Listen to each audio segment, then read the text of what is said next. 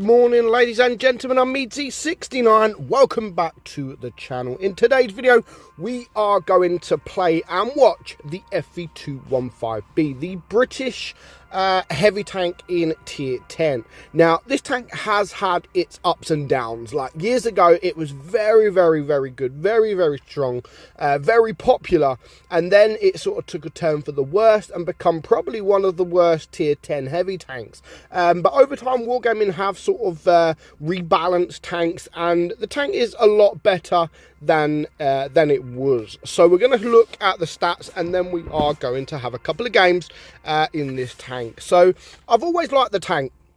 I think it's a fantastic tank when played in the right hands. The armor profile is okay, especially the turret at 264.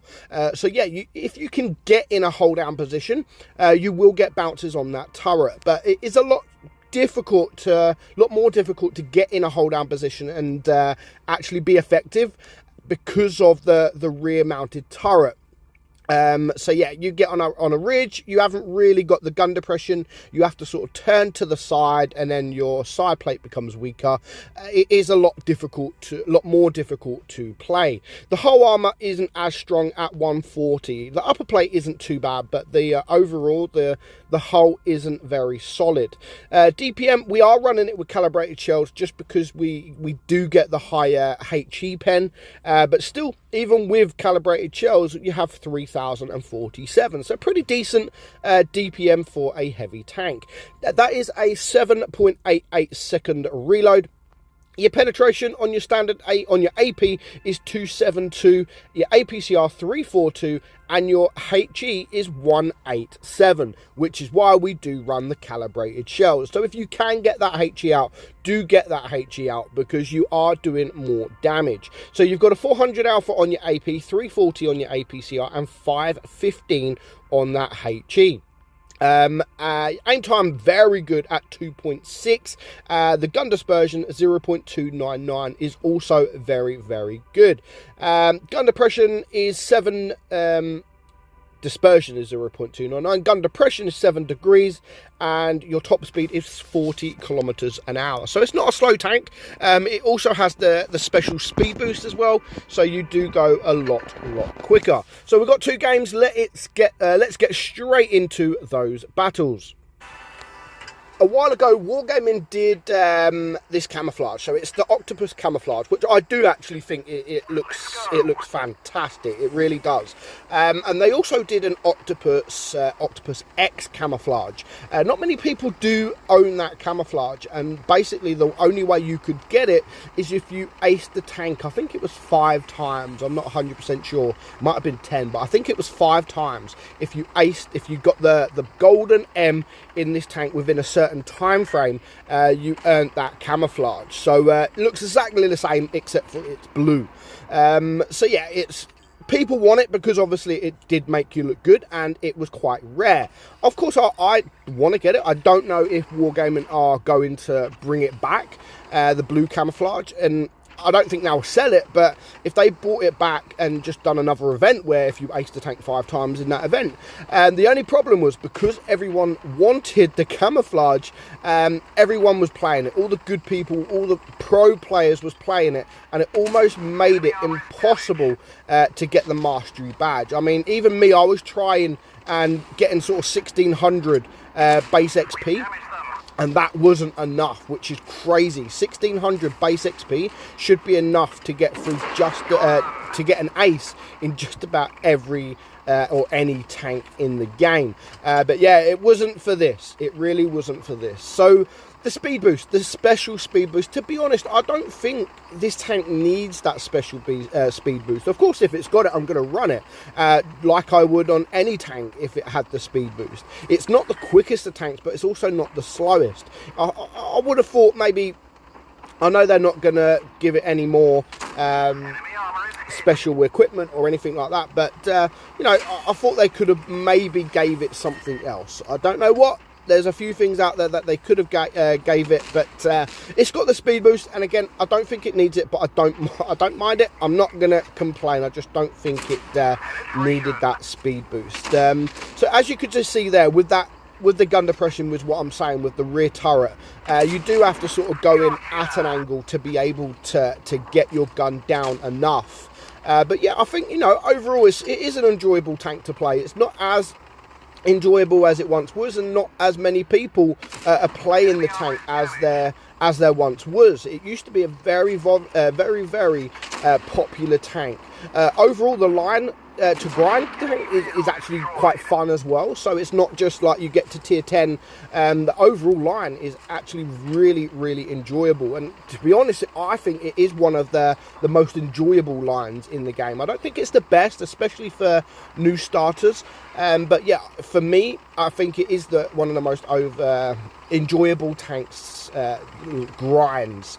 So it's definitely worth getting. The tank, the FE215B, is definitely worth getting. You can have solid games, and it's not too difficult to have a solid game. Again, armor profile isn't the greatest, but it can work. The armor profile can work, especially if you are coming up against those medium tanks, the light tanks, and you will get bounces, especially on that turret. You come up against crazy DPM tanks, or no, sorry, DPM tanks. You come up against those tanks where you have big guns, then yeah, of course they will be able to penetrate you. But last tank on this in this game, luckily he has gone AFK. It would have been a win anyway, but yeah, as you can see, get that Hesh out as much as you can, because you can up your damage. I mean, yeah, 478 for a standard round, that is actually a low roll. But we're going for the love tap at the end, and we do manage to get the victory. So even there, to be honest, like, we didn't do crazy good, but I thought we did okay, to be fair. We got the kills, we got the damage, we got a little bit of block damage, 5.2, but even that wasn't enough for a mastery badge. But overall, if you look at the XP, 1,400, that is, you know, some tier 10s you may get a mastery badge on that, and some tier 10s you might not. So we're going to have one more game. This one was a mastery badge from Magbat. Again, he's running the octopus. No, he's not. Yes, he is. He is running the octopus camo. So yeah, if you can get into those positions, like this kind of position here, which you don't have to use too much gun depression, but you are hiding the majority of your tank and sort of only showing your turret. And if you can do that, as you can just see there from that hole, you will be able to get some bounces. So definitely grind the tank. It's definitely worth grinding. And I mean, even if you load some hesh. It is hesh. It's definitely worth loading more hesh. As you can see there, he managed to penetrate that hurry from the bottom plate, and always try it. And even that, I like the fact that he's trying to look to see if he's hiding his side plate and only showing his turret, and this is a fantastic position for that. Of course, if there are tank destroyers sort of in that bush, they may be able to get a shot off, but it's still worth it. And going into these kind of positions is best for the tank, to be honest, and that is where you really will shine. If you can hide your hole, then you will be able to do some damage, and you will be very dangerous on the battlefield. So we're going to watch the rest of the game. That's my 2 cents on it. Definitely worth grinding. Everyone should grind the line. It is an enjoyable line to grind, and yeah, you may have fun. Sometimes you might get wrecked, and then you might feel the tank actually it's not that good. But if you are on flat ground, especially like this guy is now, then don't expect to bounce everything. You're not going to bounce everything, and you're probably going to get bullied, to be fair. But as I've said, it's got that speed boost. You are able to run away just like he has done there, and it's definitely worth running that speed boost as well. Run the calibrated shells, run some more hesh, and run that speed boost, and try to get in a hold down kind of position, but enough to be able to get your gun down to get the shots off. So yeah, that's my thoughts on the tank. For now, we're going to watch the rest of the game, and then yeah, it's a crazy game. Very, very good game, and it goes to show what this tank is absolutely capable of doing as well. So far he is on 4.6k damage. It is a 4 versus well, now a 3 versus 6, so there is still a lot of work left to do, a very lot of work to do. And now it's just a 2 versus 6. He isn't in the best of positions at the minute. I mean, look at this. He's got tanks all around him, literally all around him. No idea what this E100 is doing, but at least he managed to kill the FV 4005. And again, he's going to use the speed. It's not crazy speed, but it's just enough to be able to circle this E100 here. And luckily, the BZ68 is going the other side. Don't know why he went the other side. He should have come this side. Then it would have been game over. If he would have come this side of the tank instead of going like the long way round, it definitely would have been game over. But it's now a 1 versus 4. He can take potentially one shot, and that will be it. Is he going to take the shot now? He needs to get out of the way as soon as possible. Is he going to do it? He just manages to do it. And again, now he's actually in a very good position because he is kind of in that hold down position. There's 2 tanks over there that are a one shot. If they just wait for this BZ68 to push forward, if he just risks a couple of hit points, then the Object 1, the T62 and the other guy could have actually then rushed in. But they wait, the T62 rushes in for no reason whatsoever, and now it's a 1 versus 3. However, our guy is on very low hit points, so if he's going to want to win this, it's going to take a lot of work. But sadly, it wasn't to be. However, he did leave the 3 remaining tanks all on one shot. So even though it was a 2 versus 6,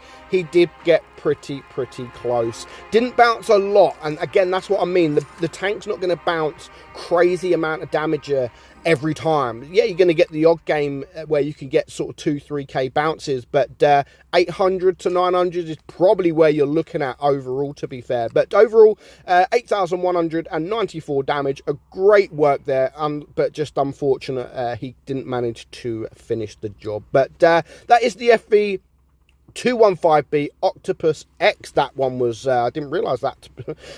Definitely worth the grind. And yeah, grind it now. It is a fun tank to play. But for now, I hope you enjoyed today's video. I'm meadsy69, and I will catch you all soon. Bye-bye.